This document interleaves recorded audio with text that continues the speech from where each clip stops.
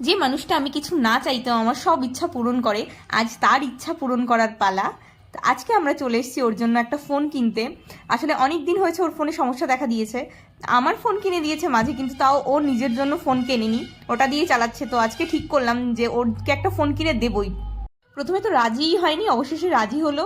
তো আমি আজকে আমার নিজের ইনকামের টাকায় ওকে ফোন কিনে দিচ্ছি, এটা আমার কাছে অনেক বড় ব্যাপার একটা। তো অনেকগুলো ফোন দেখার পরে আমাদের অবশেষে এই ফোনটা পছন্দ হলো। এটা স্যামসাং S21F। তো এটার প্রাইস আমাদের মোটামুটি পড়েছে 45,000 টাকা। তো চলুন দেখাই ফোনটা কেমন।